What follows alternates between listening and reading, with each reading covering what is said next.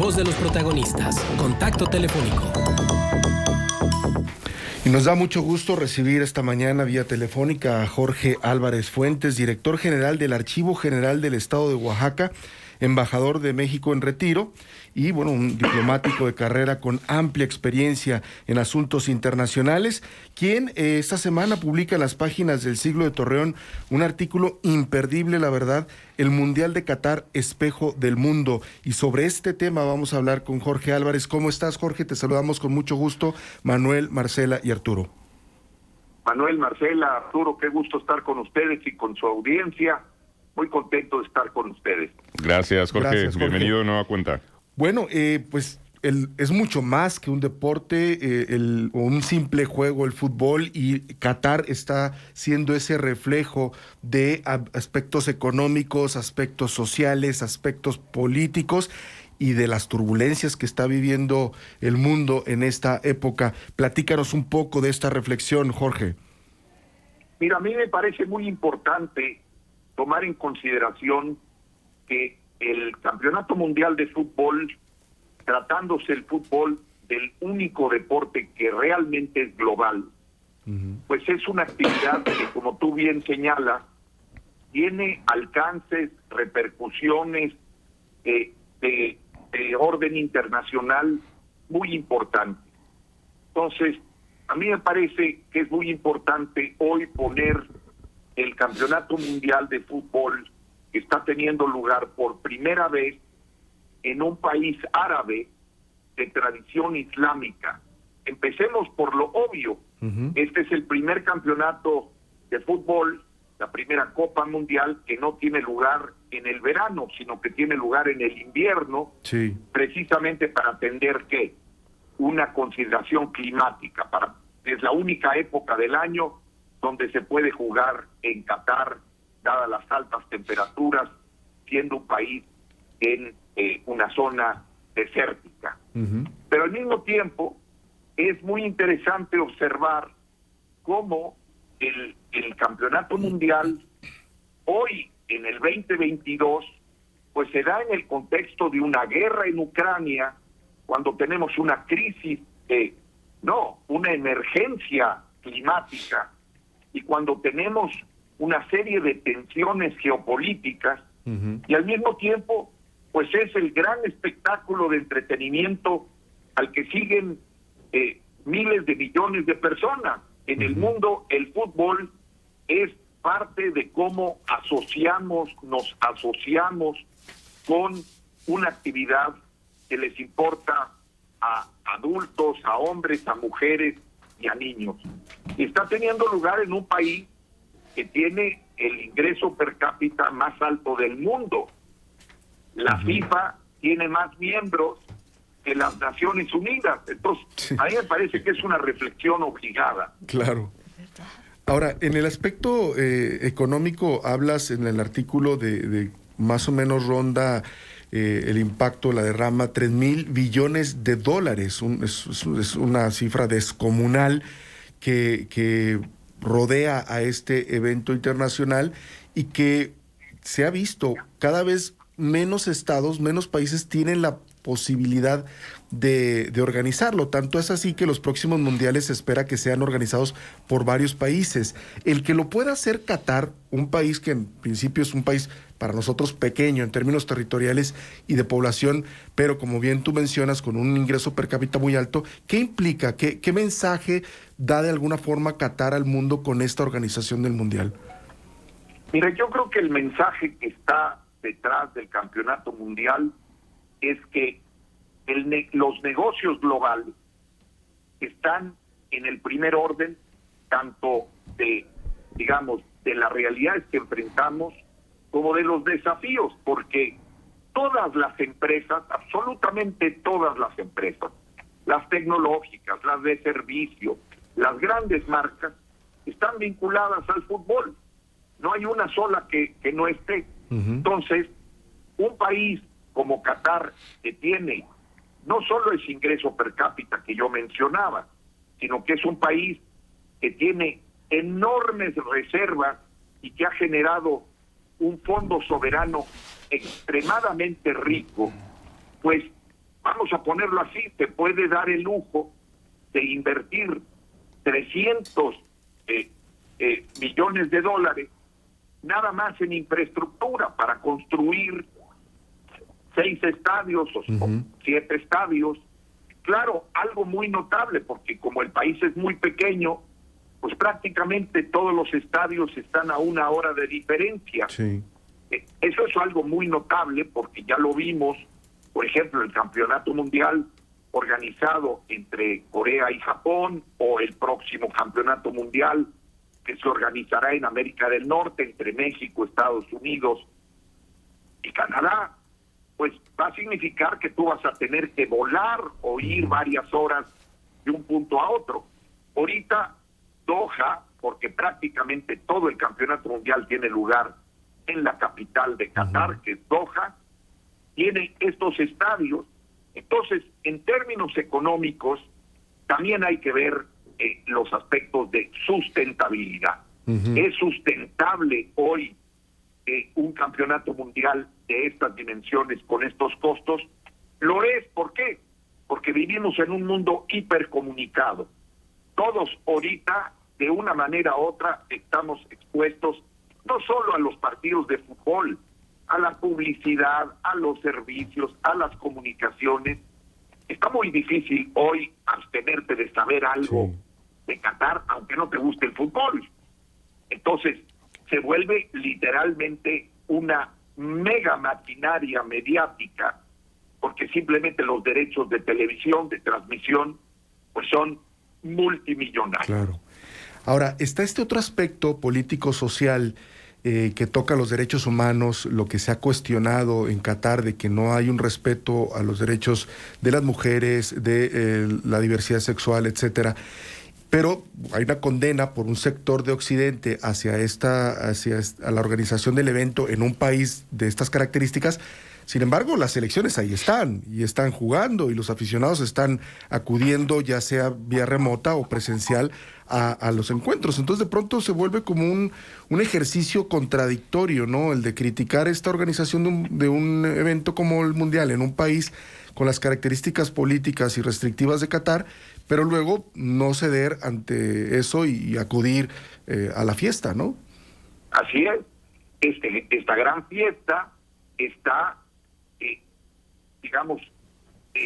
entreverada en medio de muchísimas contradicciones, porque efectivamente Qatar tiene una composición en su población muy singular. Son apenas 250,000 los nacionales cataríes, y son poco más de 2,5 millones de expatriados. Muchos, centenas de miles, son trabajadores que vienen del sudeste asiático. Entonces, los derechos de los trabajadores que edificaron esos estadios que, qué bueno, 6 de esos estadios van a ser desmontados, se van a poder reciclar. Qatar ha dicho que va a contribuir con esos estadios a favorecer el fútbol en otros países árabes, pobres, o en países africanos. Enhorabuena. Pero al mismo tiempo ha habido denuncias en donde podrían haber muerto varios miles de trabajadores durante la construcción. Y efectivamente, a ojos o con criterio occidental, pues también hay muchas críticas de cómo en Qatar las mujeres no tienen derecho a salir solas a la calle, a conducir por sí solas. O sea, hay una condición de subordinación, y por supuesto las minorías, en el caso de diversidad sexual y otras, están ahí. Pero también parece muy interesante que al mismo tiempo hemos visto ya algunos partidos en donde algunas selecciones pues han manifestado también. Más de una selección. Ahí está el caso de Irán, un país con el que Qatar tiene una asociación estratégica, comparten campos de gas que los hace unas potencias gaseras. Bueno, la selección de Irán no cantó su himno nacional. Es una protesta bastante fuerte. Como otras selecciones se pusieron de rodillas como un signo de protesta por la violación de derechos humanos. Y al mismo tiempo la FIFA que ha estado en medio de una nube de denuncias de corrupción, inclusive en la selección de Qatar como sede, ha impuesto que los capitanes de las selecciones no salgan con la banda de capitán, con los colores arcoíris que sabemos están asociados a la diversidad sexual. Entonces, un campeonato mundial lleno de contradicciones, en donde todos los temas hoy del mundo, porque vivimos un cambio de época, no vivimos una época de cambios, no, este es un cambio de época y este mundial es un mundial muy singular que debe de marcar un antes y un después también, no solo respecto del fútbol, sino de cómo nos relacionamos, cómo hacemos un cambio de época que permita a la humanidad salir adelante, porque tenemos grandes desafíos. Manuel. Jorge, en ese sentido, si preguntarte de entrada, esto que comentaste de que la FIFA tiene más socios que la Asamblea General de Naciones Unidas, interesante, y además los funcionarios de la FIFA pues pretenden vivir como auténticos jefes de Estado, ¿no? Y en ese sentido, carretadas de dinero y de recursos. En ese sentido, recomendar el documental que está en Netflix, titulado FIFA Undercover, FIFA al descubierto, aunque lo tradujeron como Los entresijos de la FIFA, donde hacen un recuento de toda esa trama de corrupción y de sobornos y de polémicas que derivaron en la selección de Qatar como sede, en medio de muchas disputas. En fin, una cosa de verdad nauseabunda lo que ocurría al interior del órgano mundial rector del fútbol. Y en el sentido de lo que... ¿Perdón? Acusaciones contra Joseph Blatter. Y que aparece Joseph y que aparece Joseph Blatter muy activo en el documental, y que él, bueno, defendió la candidatura de Qatar, después dijo que él había votado en contra, y ahora, ya que está con la sanción y años después, reconoce que fue un error haber permitido que Qatar fuera sede. Y en esto que mencionas de las protestas, sí, la selección de Irán efectivamente sin cantar el himno, la selección alemana que se tapó la boca en la fotografía oficial, la selección danesa que camufla su escudo con el color del uniforme porque dicen que no quieren que en el evento se exponga el escudo de su federación en un país que vulnera derechos humanos, y por eso el uniforme es totalmente del color, ya sea rojo o creo que hay una versión también en negro. Pero vimos, por ejemplo, en el Mundial pasado en Rusia, no recuerdo si fue en el partido de la final entre Francia y Croacia o en alguno de semifinal, a las Pussy Riot, que entraron a la cancha también a manera de protesta y tal. Es decir, siempre se ven estas expresiones de rechazo a ciertas circunstancias políticas, y se aprovecha el reflector que tiene el Mundial para exponer el mensaje. Ahora, después de esto, Jorge, lo que tú expones, cambio de paradigma y un antes y un después, ¿cómo se va a lograr? ¿Qué tendría que pasar objetivamente de parte de los gobiernos para que esto que se está reclamando ahora mismo pues se vaya poco a poco avanzando en su, no sé si en su erradicación final, pero por lo menos en dar pasos hacia ello? Mira, yo creo que aquí lo interesante es que la FIFA es una federación de asociaciones nacionales y que se aglutinan en forma regional. Entonces, pues es el vínculo también entre estas poderosísimas maquinarias de un negocio multimillonario como es el fútbol, por todo lo que conlleva, junto con los gobiernos. Entonces, lo que tendría que cambiar es una discusión, un debate de fondo, no solo en el seno de los organismos multilaterales, sino en los instancias regionales y nacionales. O sea, pensemos en nuestro caso. México buscó y obtuvo ya en conjunto con los Estados Unidos la sede del próximo mundial.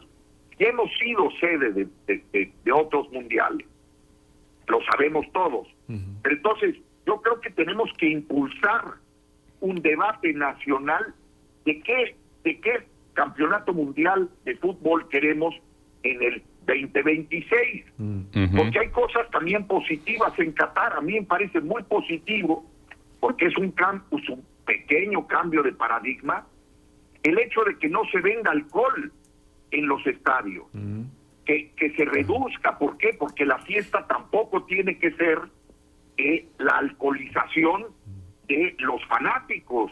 Pensemos que son millones de niños los que siguen el fútbol. A mí me parece que tenemos que cambiar. El fútbol puede ayudar y debe ayudar a cambiar el mundo. El mundo no va muy bien, el mundo va bastante mal. Sí. El fútbol puede ser en ese sentido. Entonces, debates amplios a nivel nacional, regional e internacional. ¿Y sabes dónde está la clave, queridos radioescuchas? En nosotros, en los aficionados, en los consumidores, en los seguidores. Todos tenemos, de una manera u otra, puede ser uno aficionado o no al fútbol, pero tienes tú una exposición sobre que es el gran espectáculo mediático. Es la actividad de entretenimiento que alcanza todos los rincones del orbe. Entonces, aquí es donde está la clave, en mi opinión. Abrir estos cauces y debatir y ver cómo queremos construir también a partir del fútbol soccer, que además se vuelve una pasión. Claro. Jorge, buenos días. Saluda a Marcela Pámanes. Qué gusto. Pero además, qué necesaria la reflexión. Veía el linchamiento que han hecho en redes sociales de la esposa del portero de la selección mexicana a propósito de que se llevó a la nana de sus hijos y se ve que la ha llevado porque luego hay una réplica de todas las fotografías que tiene ella en su Facebook de todos los viajes que ha hecho junto con el matrimonio y los pequeños del mismo. Pero bueno, a lo que voy es a lo siguiente. Esta sobrevaloración de lo que significan los salarios de los futbolistas no es algo que tendríamos que detenernos a valorar en un mundo tan lleno de pobreza y con tantas desigualdades, o es algo que ni siquiera nos tendríamos que cuestionar. Por supuesto que sí, tendríamos no solo que cuestionarlo, sino realmente atender un asunto que tiene que ver con esta manera de construir ídolos, estas grandes figuras, en donde, bueno, hay una distorsión, a mi modo de ver, escandalosa, cuando tú ves efectivamente los salarios de los jugadores, todo el entorno que tiene que ver con los contratos de patrocinios de marcas asociadas, sean de ropa deportiva, de ciertos productos. Entonces, también entendamos que la hipercomunicación y el grado extremo de mediatización que tiene también la posibilidad de tener otro sentido. O sea, cómo poder efectivamente pensar respecto de los directivos, los jugadores, los entrenadores, etcétera, para poder nosotros ¿quiénes somos? Nosotros somos los aficionados, los consumidores, los seguidores. O sea, tenemos nosotros que introducir un elemento que yo no alcanzo a ver todavía en Qatar, y que es un elemento en donde es válido el entretenimiento, qué duda cabe, pero no puede ser a costillas de una mayor diferencia entre los países pobres y los países ricos, o con juicios discriminatorios, con criterios clasistas, sino que tenemos que cambiar hacia pasos que nos conduzcan a un mundo en donde, por ejemplo, yo señalaba en mi artículo, no es casualidad, poco más del 10% de los jugadores en las 32 selecciones son emigrantes.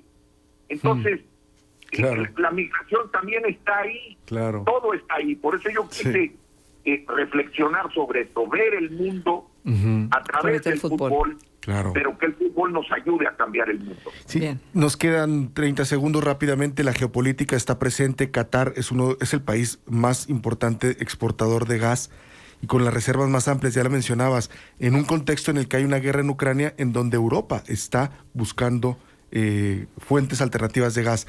¿Cómo impacta esto? Impacta muchísimo, porque mira, tan solo Qatar en los últimos días, en pleno Campeonato Mundial de Fútbol acaba de suscribir contratos multimillonarios que van a cambiar muchos de los arreglos contractuales de los grandes gasoductos hoy en el mundo. Y entonces ahí vemos otra vez a Qatar, a Irán, a Rusia y a otros de los actores jugando un papel protagónico. La geopolítica energética está a todo lo que da. Muy bien, qué interesante la reflexión que has hecho, Jorge Álvarez Fuentes. Te agradecemos mucho la presencia en este espacio de Contextos y dejamos abierta la puerta para futuras pláticas sobre temas internacionales. Gracias, Jorge. Con muchísimo gusto. Saludos para todo el auditorio. Saludos, Jorge. Fue Jorge Álvarez Fuentes, director general del Archivo General del Estado de Oaxaca, embajador de México en retiro, diplomático de carrera y articulista del Siglo de Torreón y El Imparcial de Oaxaca. 8:29, 10 grados centígrados, sigue fría la mañana. Vamos a la pausa, Astorga. Contextos